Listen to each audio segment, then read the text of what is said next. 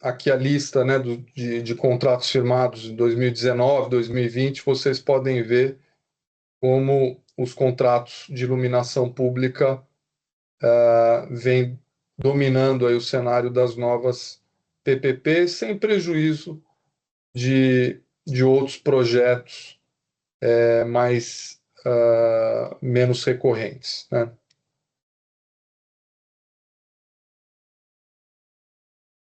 Aqui em 2018 também fazíamos uma divisão dos setores contemplados pelas PPPs.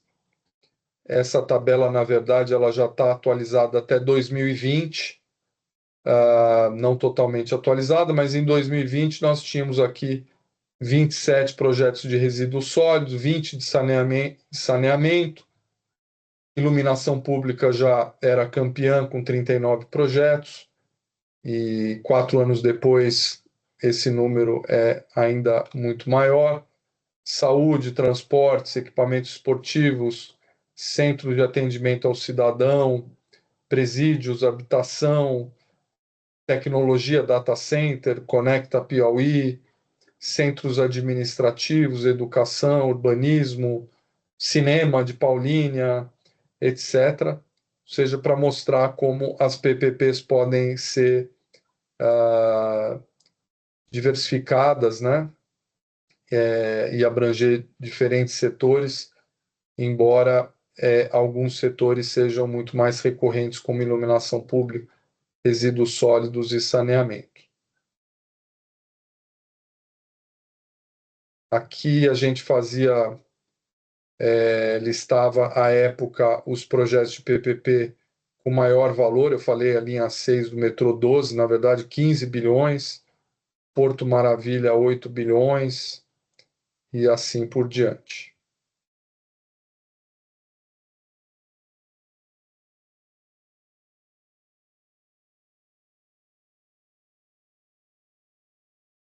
Aqui nos primeiros anos das PPPs, ou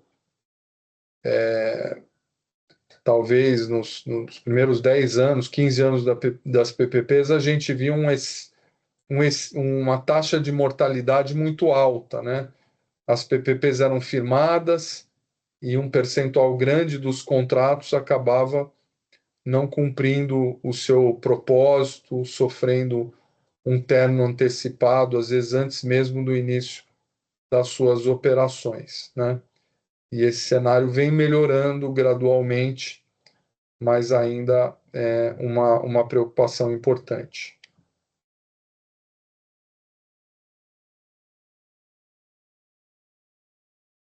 E aí vamos entrar no tema das garantias das PPPs, que é o tema que mais interessa aqui ao contexto geral do Project Finance.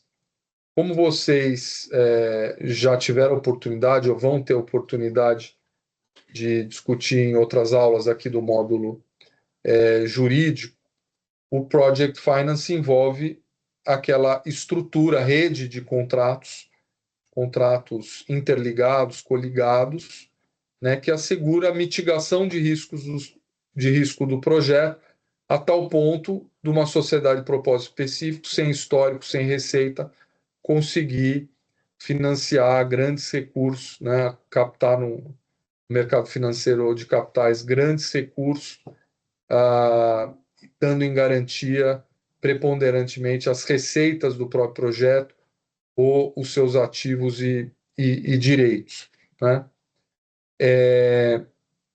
O contrato central do Project Finance é o contrato de dívida, né? O contrato de financiamento de empréstimo bancário, se a gente estiver falando de um Project Finance no mercado financeiro, ou se a gente estiver falando no mercado de capitais, a escritura de debêntures, que faz, às vezes, né, do contrato de financiamento, e tanto na escritura de debêntures como no contrato de financiamento bancário, nós vamos ter lá todas as condições precedentes para que os recursos possam ser desembolsados, e ali vão ter uma lista de todos os contratos que precisam ser firmados segundo as melhores práticas, todos os instrumentos de mitigação de risco vão ter que ser adotados, né? Enfim, esse contrato de financiamento ou escritura de debêntures ele vai trazer a arquitetura global do Project Finance, né? Ele vai dizer como é que o contrato de EPC, de construção, vai ter que ser celebrado, qual é o preço máximo, qual é o prazo máximo, quais são as condições, enfim, ele dá o guia, né, da estrutura global de contratos, né, que vai mitigar o risco e viabilizar a captação, o desembolso dos recursos e a captação do Project Finance. Além desse contrato de financiamento, um outro conjunto importantíssimo de contratos são os contratos de garantia, sobretudo as garantias reais, não necessariamente somente garantias reais, mas invariavelmente garantias reais, cobrindo as receitas dos projetos, as ações, como nós falamos aqui, da sociedade de propósito específico, os ativos, os bens imóveis, e assim por diante. Essas garantias que vão dar segurança ao financiador de que aquela fonte, né, aquele fluxo de recebíveis vai ser, ao final, utilizado e empregado exclusivamente para pagar, ou preponderantemente, prioritariamente, melhor dizendo, para pagamento da dívida, e somente naquilo que sobejar ele possa ter outras destinações, né? Então, a garantia é da natureza, é elemento indissociável, inerente do Project Finance, assim como o contrato de financiamento, que essas garantias visam assegurar, visam garantir. Bem, a PPP, como nós dizíamos, ela traz um elemento adicional de mitigação de risco, de receita, de risco, de demanda, que as concessões comuns não oferecem. Nas concessões comuns, aquelas em que não há contraprestação pública ou aporte de recursos do poder público, a concessionária ela tem que buscar 100% da sua receita junto aos usuários. E esse é um risco que, eventualmente, os financiadores podem aceitar, dependendo da concessão. Em outros casos, podem exigir garantias mais rigorosas ou garantias corporativas ou bancárias, porque não estão dispostos a aceitar exclusivamente as garantias do projeto, né? Mas, indubitavelmente, há esse elemento, esse esforço da sociedade de propósito específico, da concessionária, de buscar essas receitas junto aos usuários, aos consumidores do seu serviço, dos seus bens.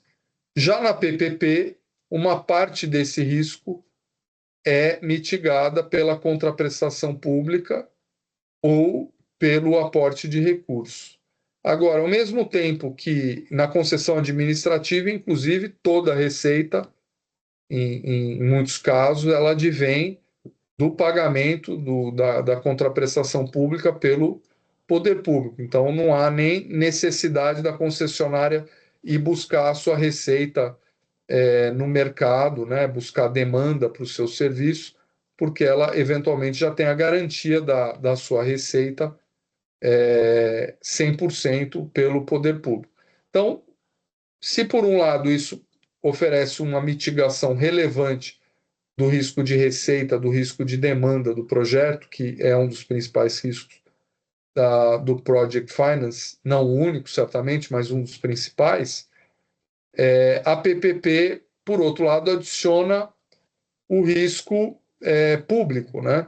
Se o governo, de um lado, está garantindo que ele vai pagar a contraprestação pública, e no caso da concessão administrativa, isso responde por 100% da remuneração da concessionária.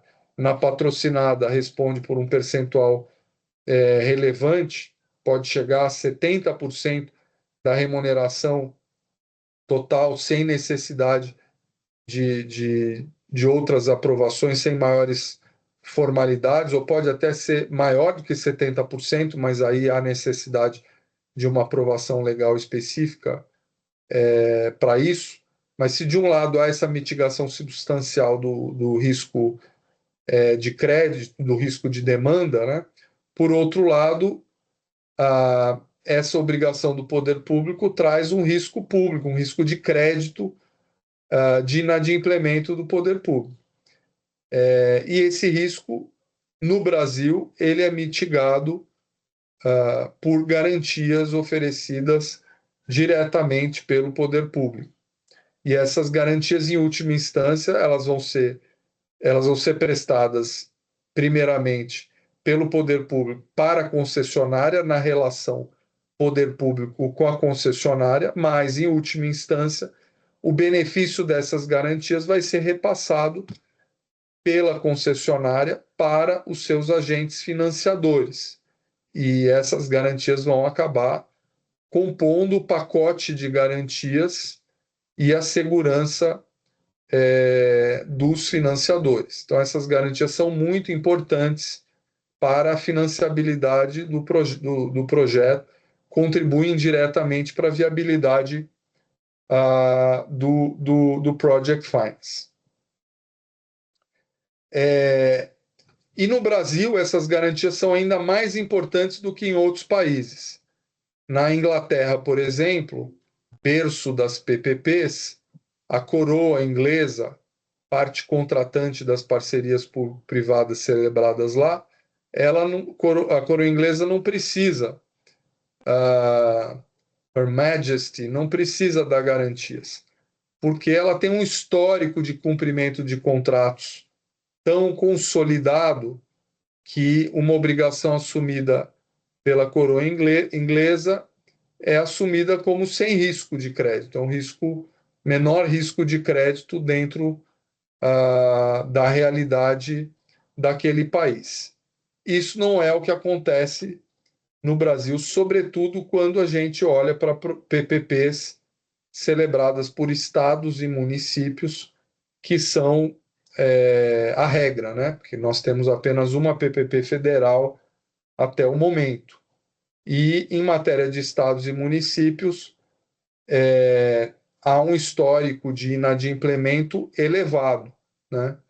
Hoje nós já vemos alguns entes federativos subnacionais construindo um histórico mais favorável de cumprimento de contratos de PPPs. Eu cito o caso do estado de São Paulo, por exemplo, que tem algo como 13, 15 já parcerias público-privadas contratadas, é o estado com maior número de PPPs, e vem cumprindo todas elas de forma muito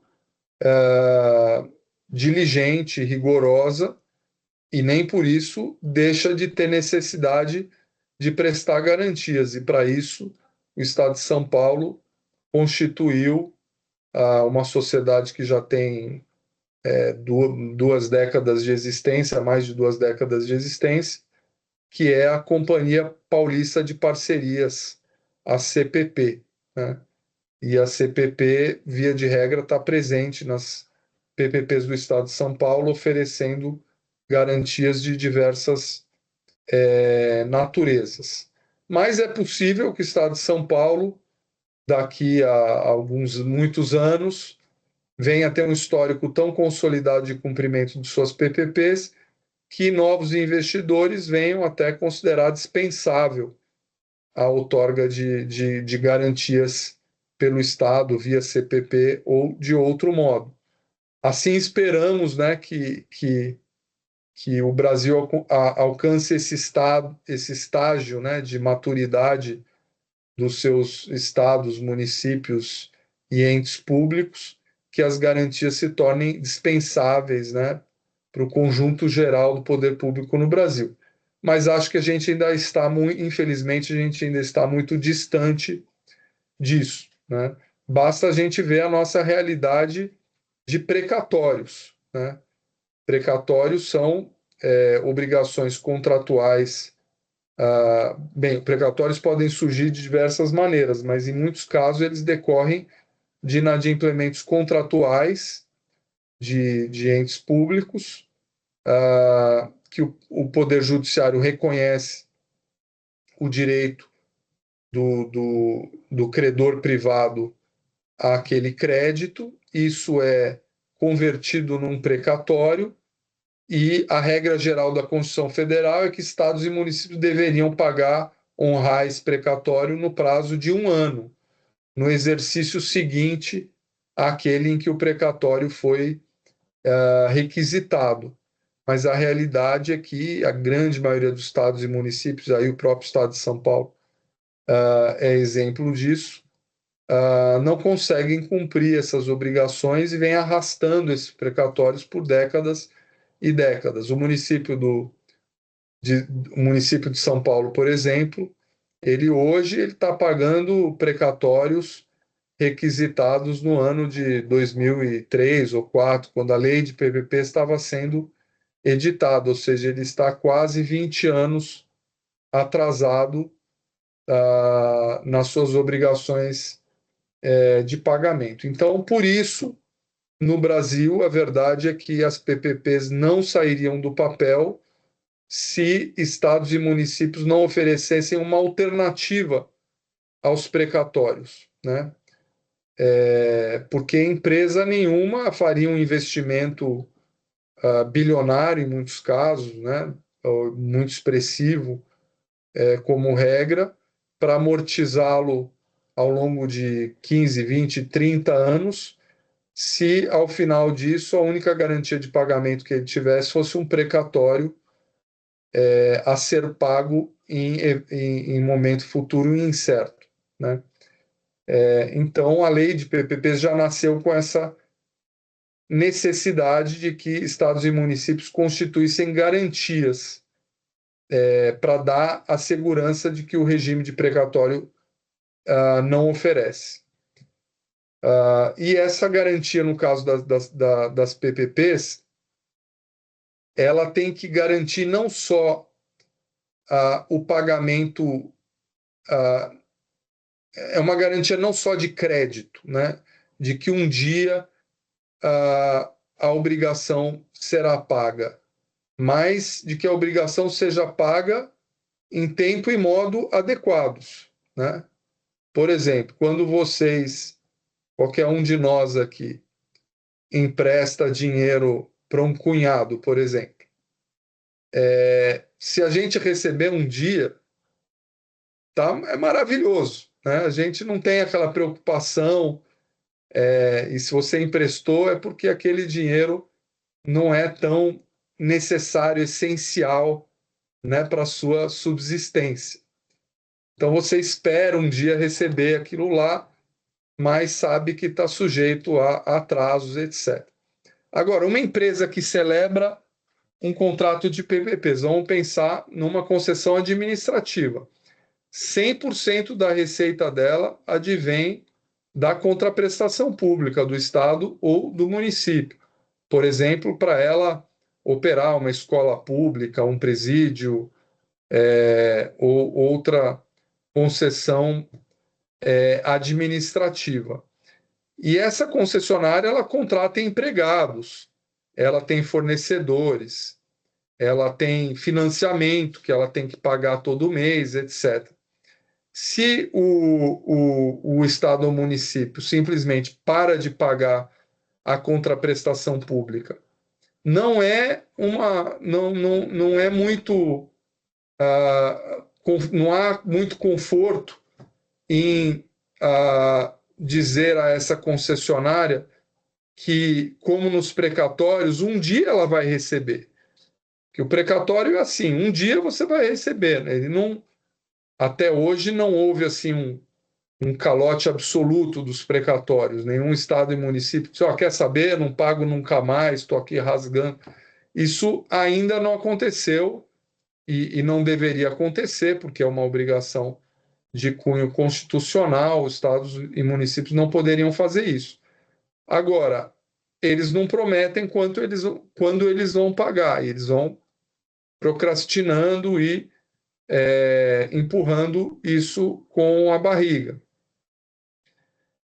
isso não daria muito conforto, muita segurança para aquela concessionária, porque se ela deixa de receber a contraprestação pública num determinado mês, ou por 2, 3, 6 meses seguidos, ela vai necessariamente ser levada à falência, ela vai ser asfixiada. Ela tem que pagar o empregado a folha de salários, não pode esperar 6 meses, não pode esperar 10 anos para receber. Os fornecedores, o financiador também não vai esperar inerte, ele vai tomar medidas, vai executar garantias. Então, a garantia na PPP ela é menos uma garantia de crédito final e absoluto, como uma garantia, mais uma garantia de liquidez. Ela tem que garantir aquele fluxo mínimo de receitas ao longo do tempo. Então, isso é importante para a gente entender a qualidade das garantias prestadas nas PPPs. Ela é mais uma garantia de risco de liquidez do que de risco de crédito propriamente dito. Mas, de qualquer jeito, meu caro, você tem vários exemplos de PPPs que são muito desafiadoras, né? A gente acompanhou, na verdade, como pareceristas, duas ligadas a serviços de atendimento cidadão, né?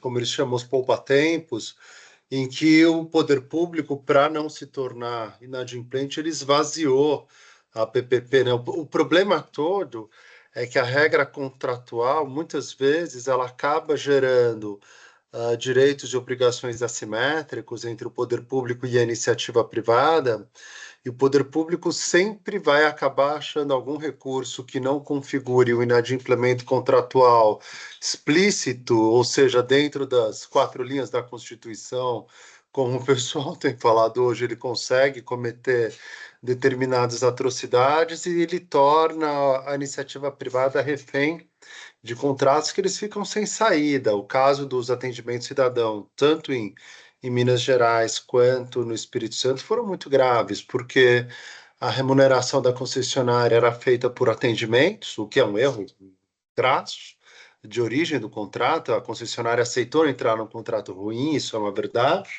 E a hora que o poder público se viu numa situação de crise financeira importante, como a de 2015, ambos simplesmente tiraram os serviços públicos de dentro do atendimento cidadão. A concessionária falou: mas meu Deus, daí eu não tenho demanda, eu não tenho receita. Ele falou: não, mas isso era um risco do contrato. Então é uma leitura muito delicada que você tem que fazer sobre os desvios que podem acontecer ao longo de um horizonte de tão longo prazo, né, em contratos. E essas obrigações não vão estar cobertas pela estrutura de garantias, que é mais, vamos dizer, circunscrita ao elemento pecuniário propriamente dito e não a um desvio comportamental do poder concedente, né? Eu diria o seguinte, que você tem razão, né? E existe o ideal, né? E a gente tem que trabalhar para buscar a melhor estrutura possível, mais segura, e mitigar o máximo os riscos possíveis, né? E muitas vezes a estrutura de garantia robusta e com riscos bem endereçados, etc., já resulta num elemento que desencoraja o descumprimento do contrato, né? Obviamente, quanto mais difícil o descumprimento, quanto mais esforço se o poder público tiver tentado a economizar um recurso, a descumprir aquele contrato, quanto mais difícil for o caminho dele, né, melhor a chance do contrato resistir. Mas você tem razão que o municípios e estados podem fazer muita coisa e às vezes até esvaziar as garantias ou criar outros tipos de embaraço que possam, na prática, inviabilizar o contrato, né? Mas há exemplos, né, de situações de estruturas de garantia e de mitigação de risco que já se mostram assim bastante robustas e sólidas e que vêm resistindo ao longo do tempo e revelando boas práticas. A gente vai aprendendo, né, com as dificuldades de cada projeto. Estamos longe de estar num cenário perfeito, mas tem muita coisa que pode ser sim feita para melhorar o contrato, né? Isso você mesmo citou aí nesses exemplos, né? É, que o contrato baseado exclusivamente no atendimento deixou essa brecha, né, para o município ir lá e diminuir, sabotar, né, a quantidade de serviços e depois usar isso para asfixiar a sociedade, né? Então, a sociedade de propósito específico. Mas tem diferentes situações, né? Mas nós vamos ver aqui vários exemplos e acho que isso vai ficar um pouco mais claro do que são boas práticas e práticas que devem ser evitadas, né? Então, um primeiro ponto é a garantia, o propósito dela é dar segurança para a sociedade de propósito específico, para a concessionária e indiretamente para o seu financiador, né, que depende da continuidade do fluxo de receitas para ver o seu serviço da dívida pago a tempo e modo contratualmente estabelecidos, né?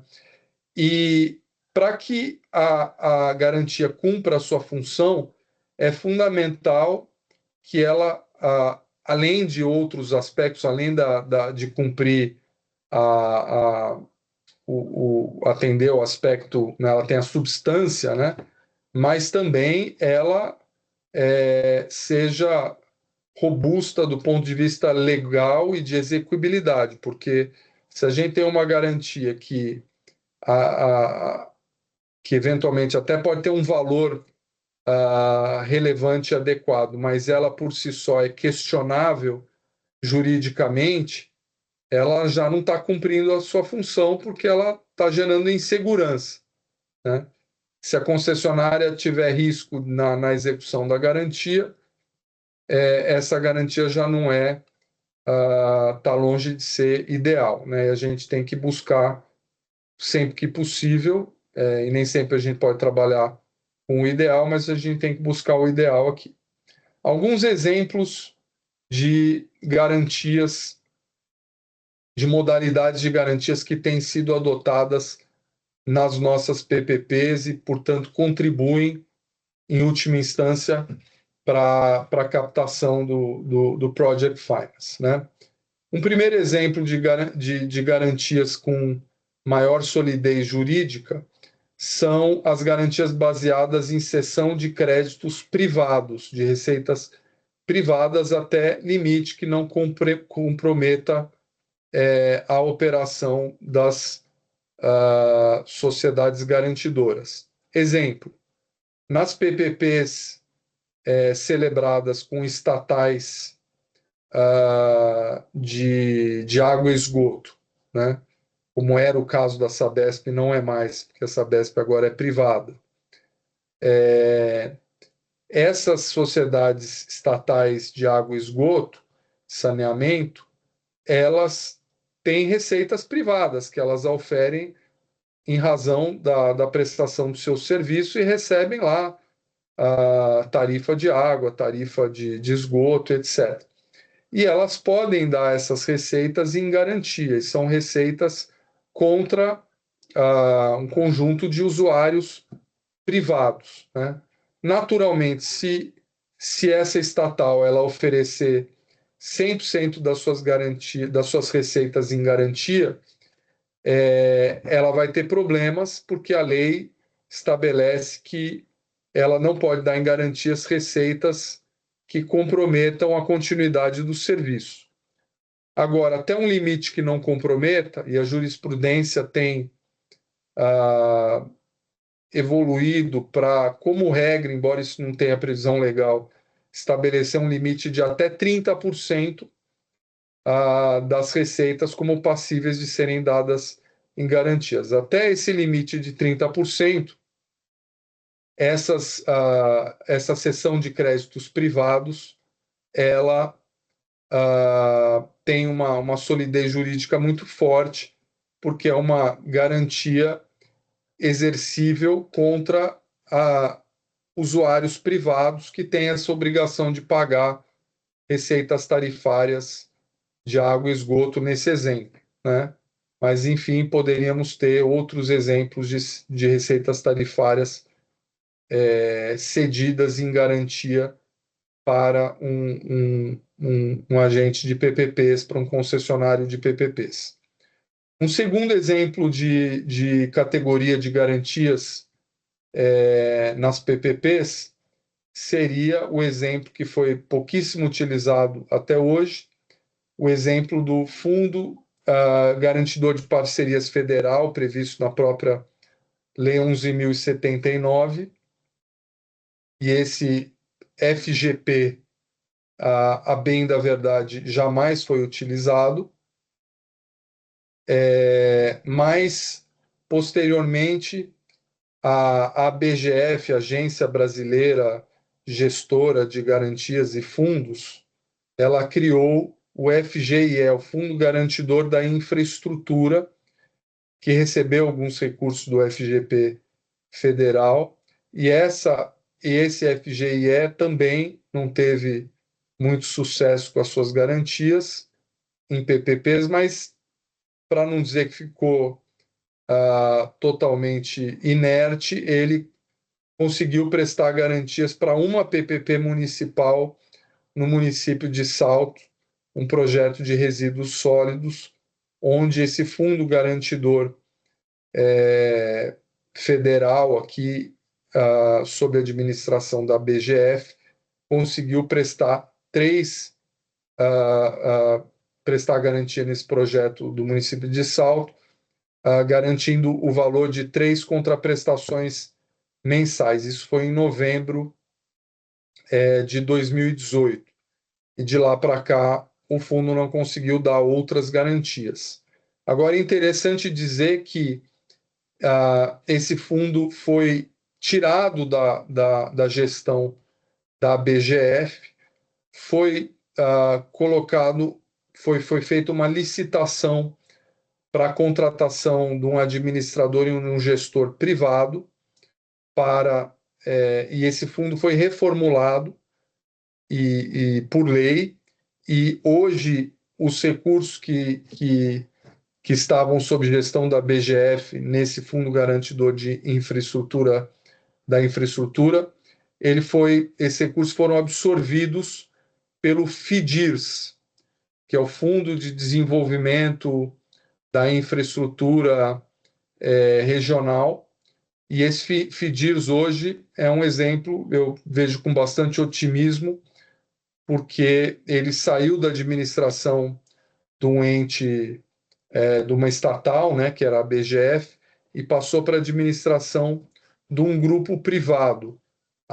O administrador é a BRL, a gestora é a 20 Partners, com o apoio da EY, né, Ernst Young, ela dá um apoio na consultoria desse FIDIRS, e esse FIDIRS, por lei, ele, dentre outras competências, ele tem a competência de prestar garantias em PPPs, sobretudo nos estados, nas regiões Norte, Nordeste e Centro-Oeste.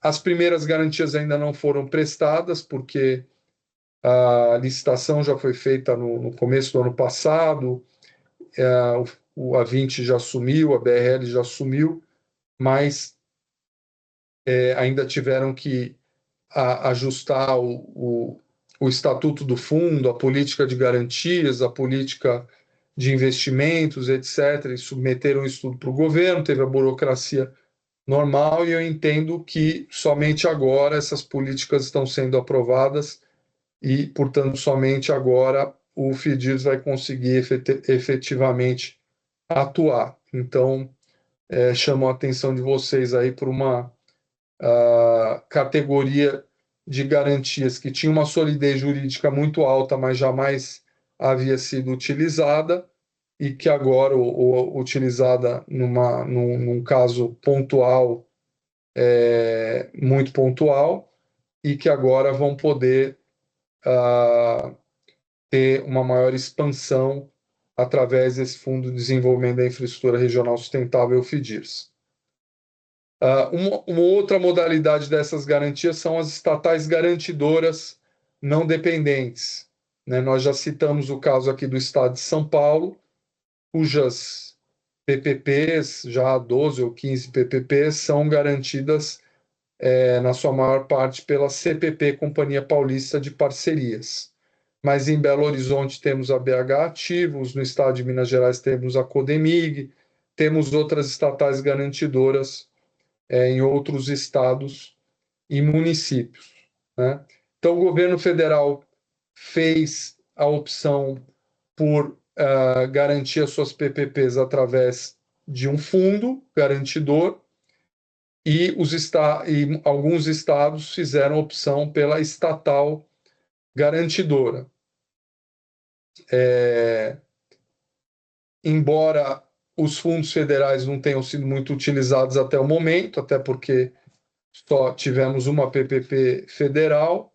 Por outro lado, a lei foi também alterada, a própria lei de PPPs, para prever que o Fundo Garantidor Federal, e assim a Lei 12.712, que criou o FDIRS também, previu que esses fundos podem garantir não só projetos federais, mas também podem garantir projetos estaduais e municipais. Obviamente, dependendo de um acordo dos estados e municípios com esse fundo, né? Agora, alguns municípios, aqui indo para a quarta categoria, alguns estados e municípios optaram por criar os seus próprios fundos garantidores. E aí, importante dizer que nós temos duas modalidades, duas espécies de fundos garantidores estaduais e municipais. Nós temos aqueles fundos garantidores tradicionais de direito público, que nada mais são do que contas segregadas do Tesouro Único, mas são fundos públicos, regidos pelo direito público, e que, por conta disso, não são passíveis de execução direta, né? Em caso de não pagamento voluntário, o único remédio, no caso desses fundos públicos estatais, o único remédio que o credor privado detém é o de ir a juízo e pleitear um precatório. Portanto, não é uma solução muito viável, né? Agora, muitos estados e municípios constituíram fundos garantidores similares aos federais, FGP, FGIE e agora FDIRS, que são fundos com natureza de direito privado. Então, são fundos mais próximos daqueles nossos fundos de investimento, porque são fundos que têm personalidade jurídica própria, têm patrimônio próprio, podem ser chamados a responder pelas suas garantias em juízo e não fazem jus ao regime dos precatórios. Então, o fundo garantidor de natureza de direito privado, se ele dá uma garantia e ele não cumpre a garantia, ele pode ser executado em juízo, ele pode dar penhor, ele pode dar alienação fiduciária, ele pode dar garantias reais. Então, já é um instrumento com uma solidez, uma força jurídica muito maior do que aqueles fundos meramente estatais, né, fundos públicos. Uma outra modalidade que foi muito utilizada e tem suas limitações são as contas garantias, né? Em muitos projetos de PPPs, a solução foi simplesmente o município ou o estado firmar um contrato com o Banco do Brasil, com a Caixa Econômica, às vezes com um banco privado, estabelecendo que o poder público se comprometia a destinar periodicamente recursos, receitas públicas para aquela conta corrente, aquela conta vinculada, administrada por um banco, e o banco se comprometia a usar os recursos ali todo mês para pagar a contraprestação da PPP ou, em caso de inadimplemento, como garantia dessas contraprestações públicas, né? Mas tivemos muitos exemplos, né, de situações em que municípios e estados exercendo uma pressão, poder político aí, criaram embaraços a que essas contas garantias fossem honradas, né? Então, como regra, por exemplo, quando eu contribuo na estruturação de PPPs e sistema de garantias, ou quando eu analiso estruturas de garantia a pedido de financiadores, eu sempre prefiro o fundo garantidor de direito privado do que uma mera conta garantia que é muito mais suscetível às pressões e interferências políticas, né? A vinculação de receitas ela pode ser bem estruturada, existem vinculações que têm cumprido a sua função. Nós vamos ver aqui um pouco mais de detalhes do que pode ser dado, quais receitas públicas podem ser vinculadas e quais os cuidados, por exemplo, aprovação em lei, etc., para que essa vinculação de receita tenha robustez jurídica, né? E, por fim, estados, municípios e suas estatais podem também dar garantia real sobre bens da administração pública, desde que sejam bens dominicais, não estejam afetos, ou seja, não estejam sendo utilizados para prestação de nenhum serviço público. Muitas vezes estados e municípios têm terrenos que não estão sendo utilizados para nada, e esses terrenos, bens dominicais, podem ser dados em garantia, embora também isso possa suscitar algum questionamento jurídico, né? Já há algum tempo temos tido discussões e recomendações para que houvesse uma disciplina, essa garantia real sobre bens dominicais fosse melhor disciplinada em lei para evitar alguns questionamentos, algumas dúvidas, mas até o momento não tivemos êxito aí em levar isso para um dispositivo legal. Pessoal, vou continuando aqui, tudo bem? Tudo Aí, bem? então, Perfeito. de novo, nós estamos falando aqui das garantias que o poder público nas PPPs, ele diminui, mitiga o risco de receitas do projeto, mitiga o risco de demanda, né? Então, uma PPP na área de presídio, de saúde, de hospital público, de escola pública, não precisa correr atrás da demanda, porque a demanda já é dada, já nasce atendida, né? Se o contrato, salvo se o contrato estabelecer que a receita vai ser baseada no número de usuários, mas via de regra, esse foi o caso, né, do atendimento ao cidadão, dos projetos de atendimento ao cidadão que deram problema, mas via de regra esse não é o caso do hospital público, do presídio, muito menos do presídio, etc. No hospital público pode ter uma variável, né, se o serviço está sendo tão bem prestado que ele até conseguiu fazer frente a uma demanda reprimida e verificou-se um aumento da utilização do serviço, mas isso por uma parte pequena da receita, né?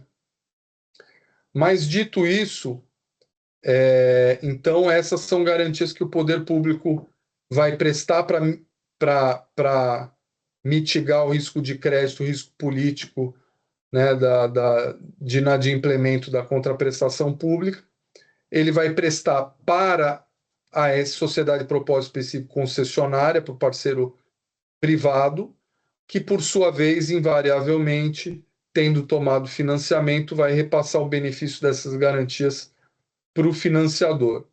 E, às vezes, veja que isso acontece muito no Project Finance. Por vezes, a sociedade de propósito específico ou os seus acionistas podem até ter uma propensão, um apetite para risco maior do que o financiador. Em geral, eles estão alinhados em querer o sucesso do projeto, mas às vezes há um certo conflito de interesse, porque o acionista do projeto ele pode ter um apetite, uma propensão para assumir mais risco, porque ele calcula que, eventualmente, assumindo mais risco, ele pode ter um retorno maior, né? Porque o retorno do acionista da sociedade de propósito específico, o próprio retorno do projeto, não necessariamente é limitado, e ele pode, dependendo das circunstâncias, ser maior do que aquele projetado, né? Já o financiador, ele tende a ser muito mais conservador. Por quê? Porque a sua taxa de juros, a sua remuneração, ela não varia com o nível de risco do projeto. Ela pode variar no seguinte sentido: se o projeto fracassar, aí nem o acionista recebe o retorno do seu capital e, no extremo, nem o financiador recebe o seu crédito, né? Muito menos a remuneração do seu crédito. Mas, assumindo que o projeto tenha atendido ao requisito mínimo necessário para pagar a dívida, se o risco dele foi muito maior, isso não significa que o credor vai ter uma taxa de juros maior. Então, o credor, ele tem a propensão, a preferência de... ele não faz questão de ter que o projeto tenha um retorno estratosférico. Se ele puder garantir que o projeto vai ter uma receita mais previsível, suficiente para pagar o financiamento, por exemplo, contratando mais seguro, sendo muito mais conservador nos seus contratos, abrindo mão de certos upsides para garantir aquela previsibilidade, ele vai insistir nisso, para que ele tenha a garantia de quitação do seu financiamento, mesmo que ele tenha que abrir mão de eventuais upsides, receitas extraordinárias, etc. O acionista ou a empresa do projeto eventualmente pode ser tentado a assumir mais risco. Por que eu estou falando isso? Porque isso é verdade também no tema da garantia. Muitas vezes a sociedade do projeto, enxergando uma potencial lucratividade no projeto maior, pode ser tentada a aceitar mais risco na garantia. Tudo bem, não é a melhor garantia, mas eu estou inclinada, eu, sociedade do projeto, ou eu, acionista, estou inclinado a aceitar, porque, enfim, estou enxergando aqui uma lucratividade potencial maior desse projeto. Agora, quando eles levam isso para o financiador não, de jeito nenhum. Essa garantia não está seguindo aqui as melhores práticas, tem risco, etc. Então, o financiador, em geral, o divisor de águas aí é quem vai definir se a garantia é aceitável ou não. Então, muitas vezes a sociedade do projeto já vai ter que fazer essa análise, não com a cabeça dela própria, mas com a cabeça do que o financiador vai exigir lá na frente ou em paralelo, a depender do momento que esse financiamento seja tomado, né? Mas falando aqui da vinculação de receitas, né? Então, muitos projetos empregam a vinculação de receitas públicas como forma de garantir a obrigação do poder público. Necessário dizer que a Constituição Federal, no seu artigo 167, 4, inciso 4, ela veda a vinculação de receitas de impostos. E, a contrário senso, ela permite a vinculação de outras receitas públicas. Por exemplo, a Constituição Federal não veda e, portanto, autoriza a vinculação, inclusive para fins de garantia, das receitas públicas oriundas de contribuições sociais, como é o caso da COSIP, contribuição para o custeio da iluminação pública, como exemplo, o salário educação, uma contribuição, e etc. Não só contribuições sociais, mas outras receitas públicas que não têm natureza de imposto, e que, pelas suas características, já tem uma vinculação obrigatória, como é o caso das taxas, também podem ser dadas em garantia, desde que respeitando a sua vinculação. Então, por exemplo, a Constituição Federal autoriza que os municípios cobrem a taxa do lixo, né? A taxa é uma modalidade de tributo instituída como retribuição de um serviço público. Quando ela é instituída pelo próprio poder público, pela administração pública direta, ela tem natureza de taxa, de tributo. Quando ela é instituída por um concessionário privado, aí ela tem natureza de tarifa, né? Mas a taxa, que é uma modalidade de tributo, que tem uma vinculação necessária ao serviço público que ela visa remunerar, ela pode também ser vinculada, desde que a taxa de lixo pode ser vinculada em garantia de projetos de PPPs de resíduos sólidos. A contribuição social para custeio da iluminação pública pode ser dada em garantia, pode ser vinculada para garantir projetos de iluminação pública e assim por diante. A contribuição do salário educação pode ser vinculada em garantia de projetos voltados para a educação. E o que significa vincular? Significa dizer que, idealmente, por lei, uma lei estabeleça que X% ou um determinado valor da arrecadação total de contribuição social para custeio da iluminação pública, taxa do lixo, salário, educação, etc., vai estar de antemão vinculado para a utilização exclusivamente como garantia ou como pagamento de determinados contratos de PPP, né? A vinculação, obviamente, pode ser também feita obedecendo às limitações da contribuição ou da taxa para outras finalidades, mas ela pode ser feita para pagamento e garantia de contratos de PPP. Os impostos não podem ser objeto de vinculação, o que significa que a cada ano cabe ao Executivo propor uma lei orçamentária propondo uma destinação para as receitas de impostos naquele exercício, e aí cabe ao Congresso, né, ao Poder Legislativo, Congresso no caso do governo federal, ou as câmaras legislativas, no caso dos municípios ou dos estados, cabe ao Poder Legislativo aprovar essa lei orçamentária, que aí vai destinar ano a ano aquela receita de impostos que não pode ser vinculada. Agora, aquilo que já estiver previamente vinculado por lei, já nasce na lei orçamentária com aquela destinação previamente estipulada e não passível de alteração, né? Então, essa vinculação de receita pode servir de garantia.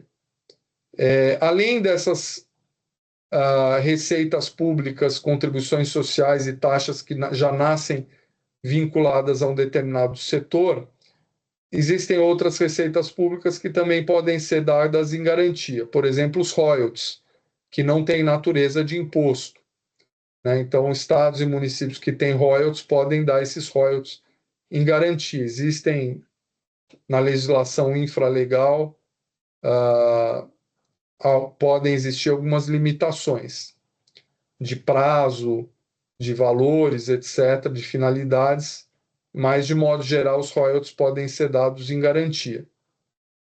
Dívida ativa é interessante que a jurisprudência evoluiu para entender que, embora o poder público não possa vincular de antemão as receitas de impostos cujos fatos geradores ainda devam ocorrer, por outro lado, já há um entendimento bastante consolidado de que aqueles impostos que não foram pagos no tempo próprio e foram inscritos em dívida ativa, eles podem aí ser utilizados para securitização, para transferência, inclusive em garantia, porque já perderam aquela natureza de imposto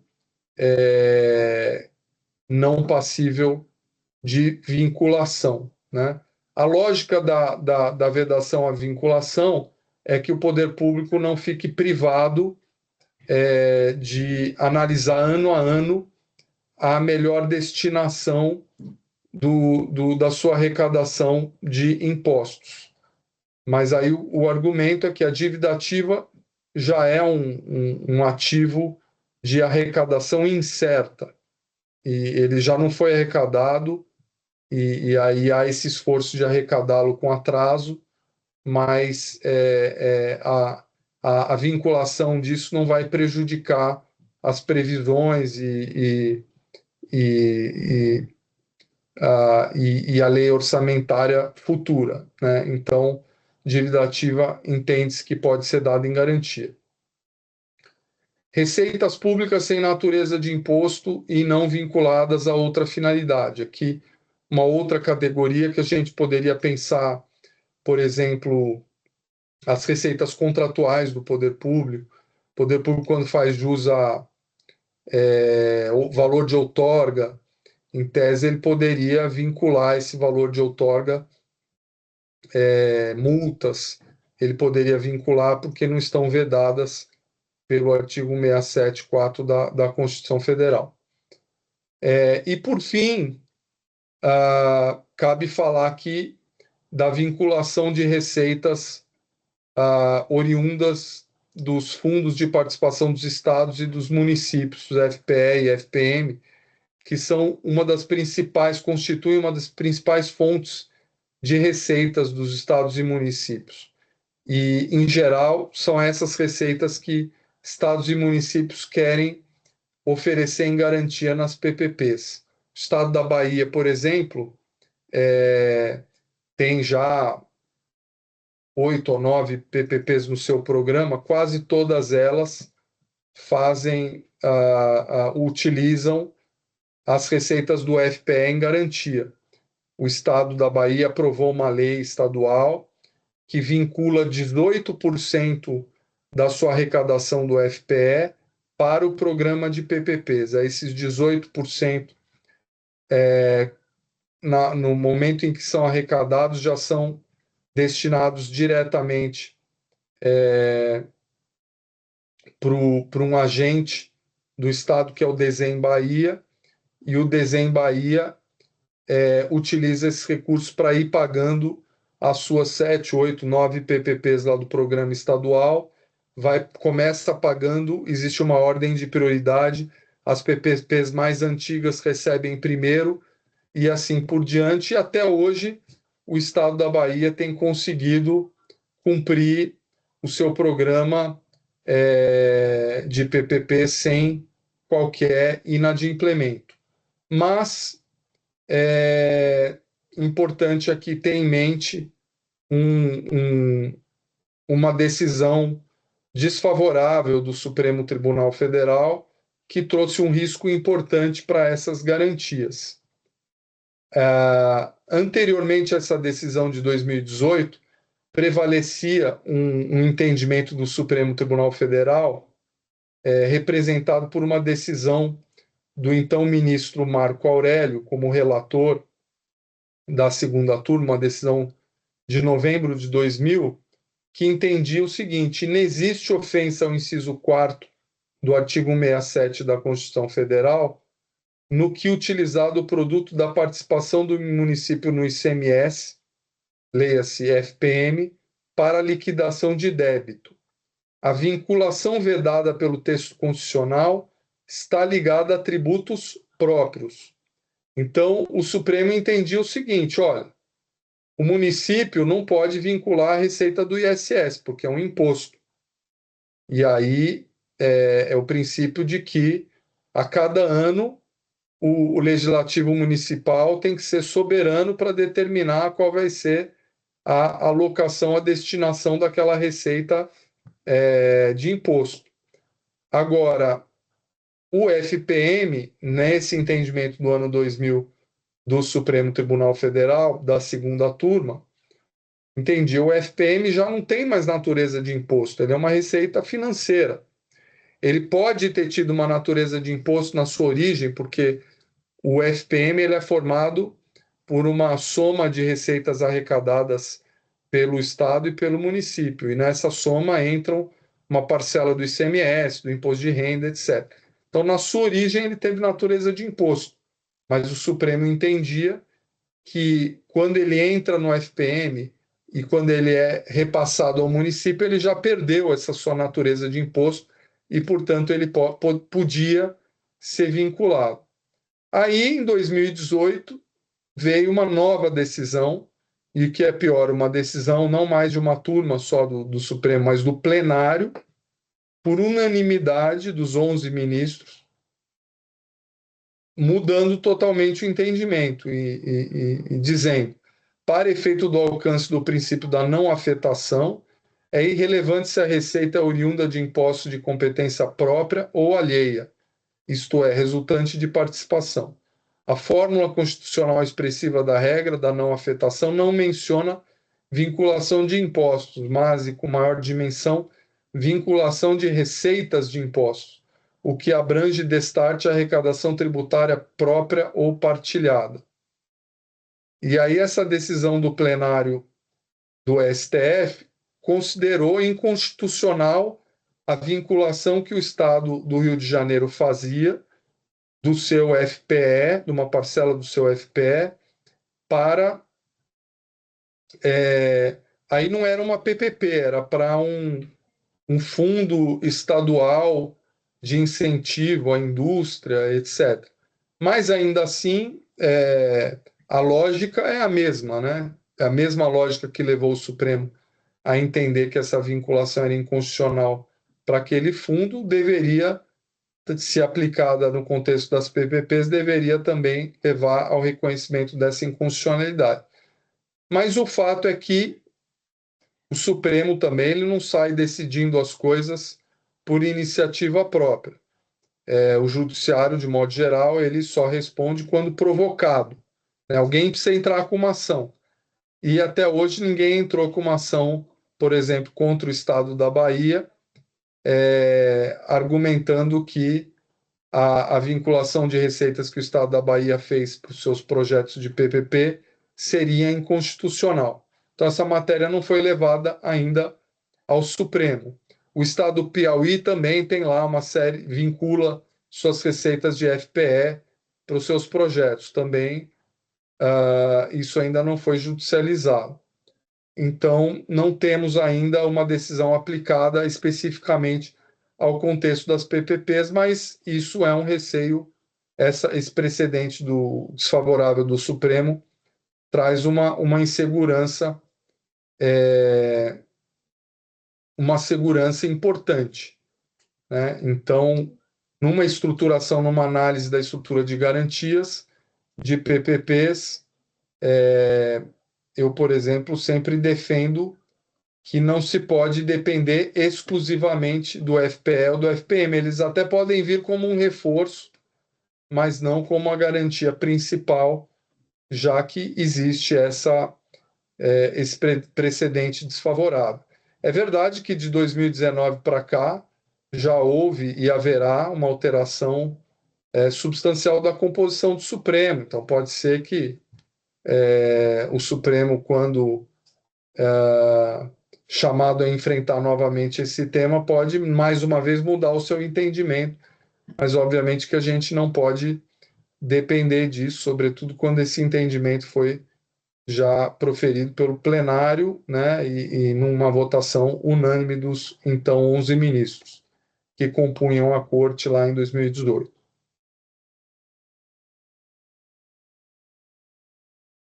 Um exemplo aqui da vinculação de royalties é que, inclusive, uma lei federal veio autorizar que, no caso, os royalties, eles, assim como o FPE e o FPM, os royalties, eles são arrecadados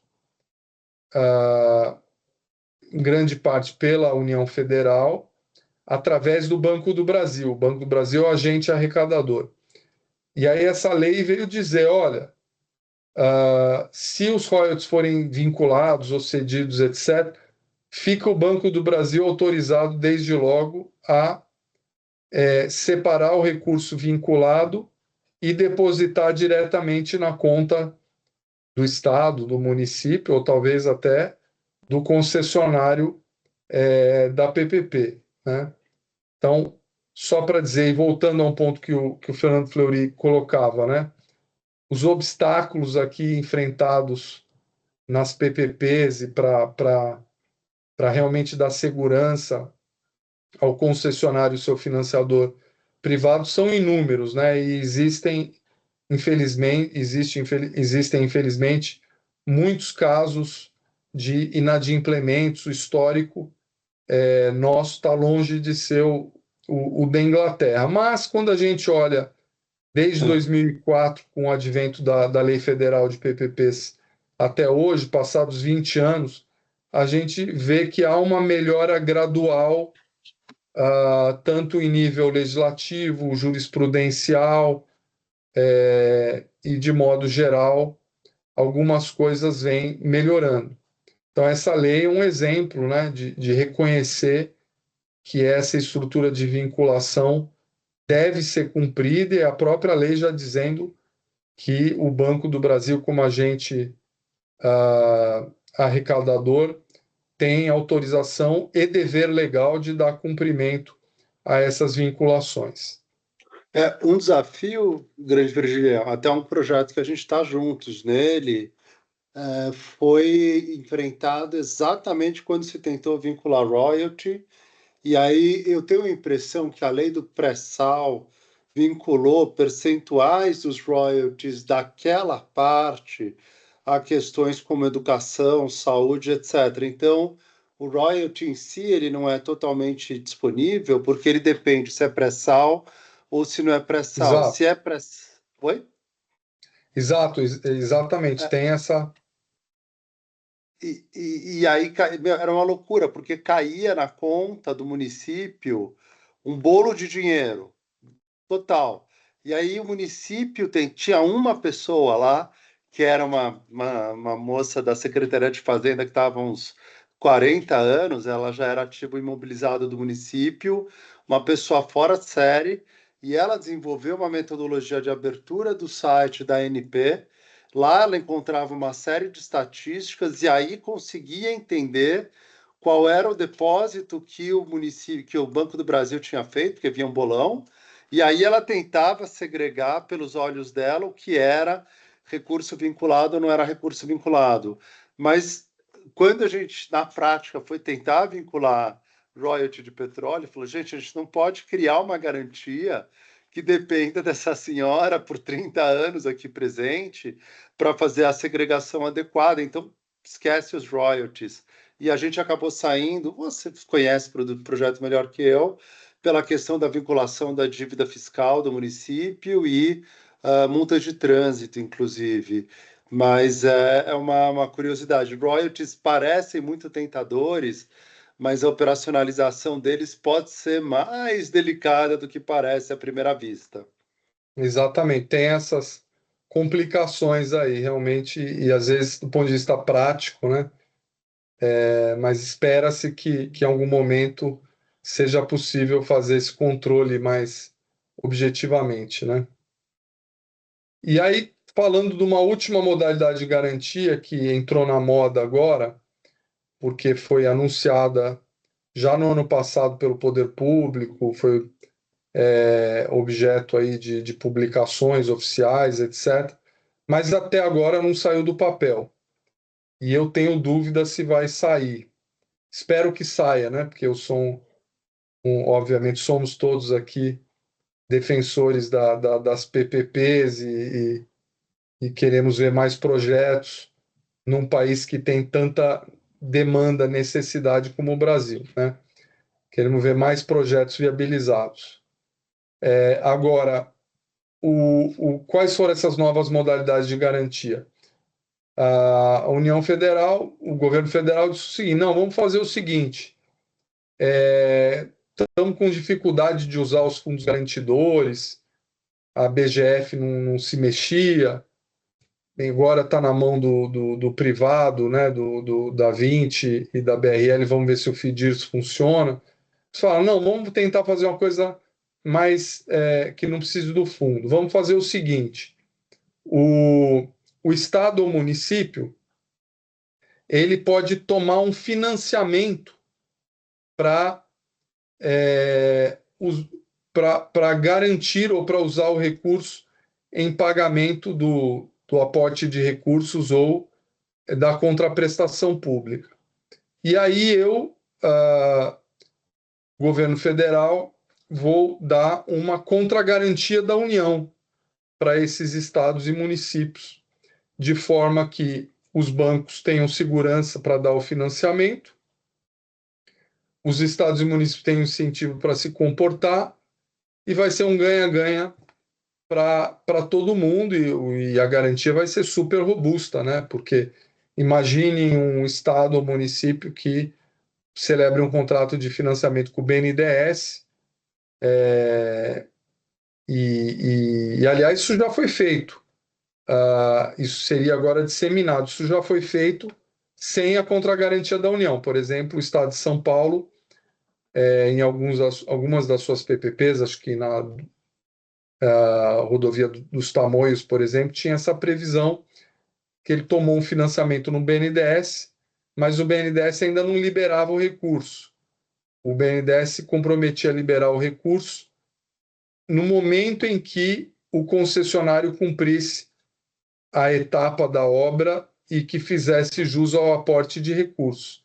Aí o BNDES liberava a parcela do financiamento tomado pelo Estado de São Paulo e já tinha autorização para depositar direto na conta do concessionário. Um mecanismo bem interessante. Mas aí funcionou porque o BNDES confiava no estado de São Paulo, que é um estado, né, o estado mais forte da federação, etc. Para que isso fosse mais disseminado, o governo federal ofereceu, não, vamos oferecer a contragarantia da União nesses financiamentos. Mas aí surge uma série de dificuldades que explicam por que esse instrumento ainda não funcionou, ou ainda não temos novos precedentes desse instrumento. Primeiro, prazo, burocracia para aprovação e emissão dessas garantias não é pequeno, né? Garantia da União não é algo que está ali na prateleira, ele exige obter essa garantia exige uma série de documentos, aprovações, instrumentos, no mínimo 6 meses, né, para mais. Segundo ponto, que estados e municípios, para tomarem financiamento, eles têm limites de endividamento. Então, temos que ver se estado e município, o estado de São Paulo, naquele caso da Tamoios, tinha limite de endividamento, mas nem todo estado, nem todo município vai ter limite. Um outro problema é a regra de ouro. Entes públicos de acordo com a Lei de Responsabilidade Fiscal, entes públicos não podem contrair financiamento para custeio de despesas correntes. E aí, então, significa o seguinte, que o Estado ou município ele pode tomar financiamento para pagar o aporte de recursos, porque o aporte de recursos é um compartilhamento de um bem de capital, né? De uma obra, um bem reversível. E contraprestação pública? O que é contraprestação pública? Num esforço interpretativo, a gente pode entender que a contraprestação pública ela embute dois componentes. Um componente que é a amortização do investimento em obras e bens reversíveis, e outro componente que é OPEX, né? Pois me parece que isso ainda não foi testado, mas que, portanto, o Estado e o município poderia tomar o financiamento para, como garantia ou instrumento de pagamento do componente da contraprestação pública, amortização de investimento, mas não do componente OPEX. Então já não dá para fazer para 100% da contraprestação pública, né? Um outro problema desse sistema é que, embora o governo tenha anunciado isso tudo, ele não alterou a legislação, a regulamentação aplicável às garantias da União, né, para estados e municípios. E, por exemplo, tem lá uma regra que a União só pode dar garantia ou contra-garantia para estados e municípios com capacidade de pagamento, que o Banco Central, salvo engano, ele faz uma classificação de risco de crédito dos estados e municípios, a exemplo do que fazem as agências de classificação de risco no setor privado, aqui ele faz para fins públicos, né? E ele A classifica Secretaria do Tesouro Nacional, Virgilião. a Secretaria do STN, Tesouro, não é o Banco chamado Central. CAPAG. CAPAG, e faz Exatamente. essa classificação A, B, C, D, etc. E a regulamentação diz que a União só pode dar garantia ou contra-garantia para os estados e municípios que têm CAPAG A ou B, e que são justamente os estados e municípios que menos precisam dessa garantia da União, que tem outras alternativas para dar em garantia. Então, os estados e municípios que mais precisariam da garantia da União para viabilizar essas PPPs são os que não vão ter acesso a isso, né? Então, esse é um outro problema. Uma outra dificuldade é que, para cumprir essa função de garantia, o financiador tem que concordar ou em desembolsar o recurso diretamente numa conta vinculada, ou oferecer uma linha de crédito contingente, não revogável, a ser desembolsada diretamente ao concessionário privado mediante cumprimento de condições objetivamente estabelecidas no contrato.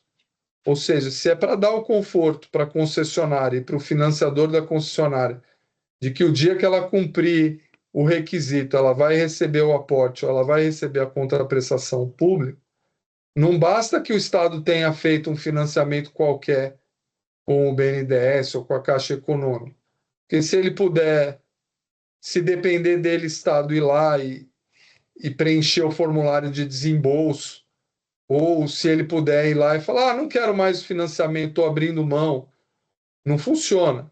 Então tem que ser um contrato que é irrevogável e que o banco se compromete que vai liberar mediante cumprimento daquelas condições objetivas, ainda que o Estado e o município venha dar uma contraordem. Oh, agora eu não quero mais.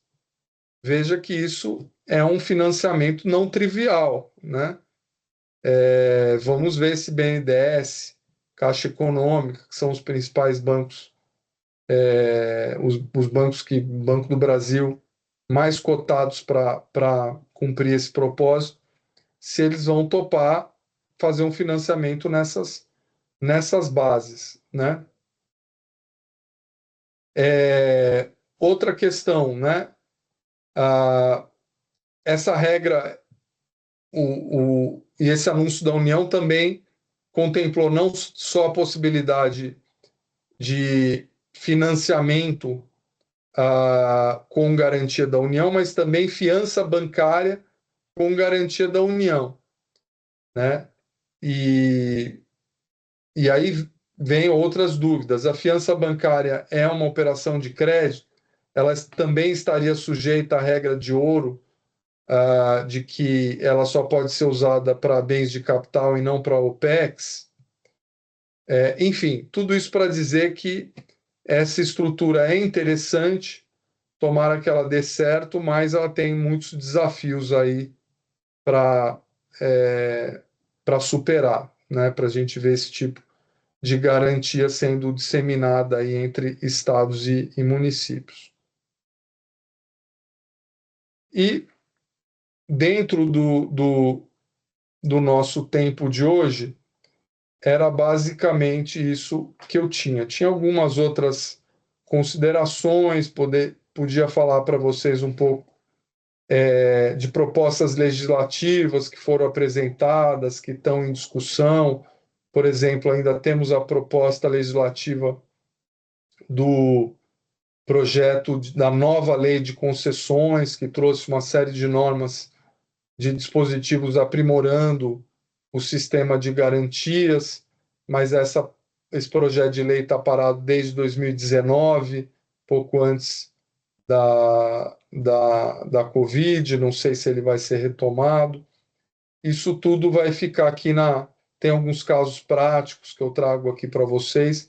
Eu vou compartilhar essas apresentações e se vocês tiverem dúvidas e questionamentos, quiserem me encaminhar por e-mail, a gente pode reservar aí um espaço na próxima aula, que vai ser assumida por um colega, mas eu peço licença ainda para comentar aí, para trazer algum feedback para vocês. E eu tinha falado aqui do meu outro livro, que trata justamente desses temas aí com muito mais detalhe, que é o livro das garantias de adimplemento da administração pública nas parcerias público-privadas, esse pela editora Almedina. Então é isso, agradeço e ainda fico aqui à disposição se tiverem mais algum comentário, questionamento final. Do meu lado, meu caro Virgílio, eu que agradeço a sua presença fantástica, a aula. Realmente é uma oportunidade ímpar para contracenar com alguém que entende tanto quanto você. Nelson, não sei se você ia fazer algum comentário final, mas está aberto. Se não... Eu queria fazer uma pergunta rápida. Do ponto de vista, né, dessas experiências em diferentes setores de PPP, o que a gente pode esperar no futuro próximo? Quais seriam... assim, olhando no retrovisor, o que mais deu certo, né? Quais setores deram mais certos do ponto de vista jurídico, né, das PPPs, e quais a gente pode esperar novos projetos no futuro próximo. Por exemplo, eu tenho muito, apesar de trabalhar com energia, tenho muito interesse no metrô, né? Gosto muito de acompanhar. Se essa experiência da linha 4, por exemplo, do metrô de São Paulo, ela pode ser replicada em outras linhas, ou se há essa perspectiva. Claro, não, eu acho que as PPPs têm um enorme potencial, né? Iluminação pública, nós vamos ver ainda centenas de PPPs, em última instância, talvez a gente chegue a um ponto que todos os municípios brasileiros tenham PPPs de iluminação pública, e o desafio aí é menor, porque elas já contam com uma fonte própria de custeio, de garantia, etc., né, que é a contribuição social para a iluminação pública. Mas tem muito espaço ainda, e vamos ver ainda mais PPPs de resíduos sólidos, de saneamento, outras tantas PPPs municipais para a realidade dos municípios, né? PPPs de escolas, de hospitais, essas também podem ser estaduais, né? De habitação, a gente está vendo. Talvez você esteja acompanhando, mas existe um programa de PPPs para escolas infantis, principalmente, creches, PPPs para parques, PPPs para concessões florestais. Então, tem um campo enorme.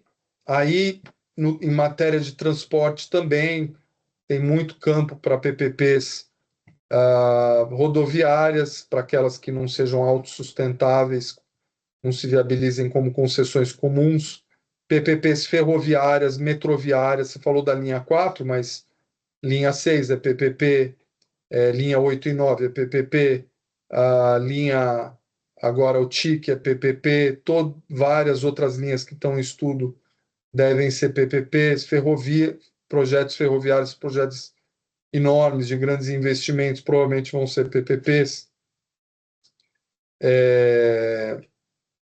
Tem espaço para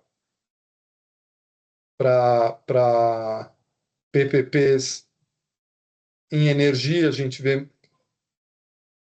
estados e municípios usando PPPs para geração distribuída, para eletrificação de ônibus, enfim, e para inúmeras outras demandas que aqui para irrigação, que a gente que escapa assim um bate-pronto, mas eu acho que tem o potencial enorme. É claro que vamos continuar tendo um desafio grande das garantias, nós estamos longe daquele cenário de um país que não precisa oferecer garantias, porque já tenha construído um histórico, né, de implemento, de segurança e tal. Nós estamos longe disso. Um dia talvez a gente alcance isso, daqui a, sei lá, 4, 5, 6 décadas, pode ser que a gente chegue. Até lá, eu acho que também tem muito espaço para viabilizar essas PPPs no maior número. A gente vai precisar melhorar a legislação da PPP, sobretudo em matéria de garantias, né, para viabilizar novas garantias. O FIDIRS talvez seja bem sucedido, mas ele tem um capital de 900 milhões. Quantas garantias ele pode prestar? Algumas, poucas, né? Tem outros instrumentos de garantia que podem se viabilizar, mas ainda são poucos para o universo de PPPs, de demandas que a gente tem. Então, acho que a legislação, por exemplo, nós poderíamos ter uma alteração constitucional, uma emenda constitucional, para corrigir de uma vez, esclarecer de uma vez que FPE e FPM podem ser dados em garantia. Isso já seria uma solução fabulosa que abriria caminho, que removeria uma insegurança, uma incerteza enorme e abriria caminho aí para muito mais PPPs. O limite de PPPs dos municípios tem que ser ampliado também, dos estados. Tem legislação, projetos de lei em discussão para aprimorar isso. Enfim, eu acredito que aos poucos a gente tem visto, né, a legislação de PPPs de tempos em tempos ser aprimorada. O aporte de recursos foi um exemplo. O limite das PPPs municipais já foi ampliado algumas vezes. Enfim, tem exemplos aí de melhorias que podem ser adotadas e eu acredito que ao longo do tempo a gente vai conseguindo emplacar algumas dessas melhorias. Legal. Bacana. É bom ver que tem boas perspectivas. E o próprio judiciário também, né? Nos primórdios das PPPs, mudava um prefeito, um governador, ele ia lá para o judiciário, não quero pagar nada, isso tudo é inconstitucional, é ilegal, tal, e muitas vezes ele conseguia isso, né? E o que a gente vê é que o judiciário começa a entender melhor e as PPPs e entender que uma decisão dessa tem efeitos muito ruins, né, para o conjunto maior das PPPs, tem um efeito colateral aí muito ruim, e a tendência é que o judiciário vá aprendendo e seja também mais responsável nas suas decisões e que defenda melhor, né, os contratos de PPPs. Eu acredito nisso também, mas é um processo, não é um processo lento, infelizmente. Ok, obrigado. Obrigado, pessoal. Mais uma vez, nós agradecemos, meu caro. Um grande Missão cumprida abraço. por hoje. Um Até abraço para quarta-feira para o vocês. resto da turma. Tchau, Até tchau. quarta-feira. Tchau, Obrigado. tchau. Boa noite. Obrigada. Tchau, boa noite.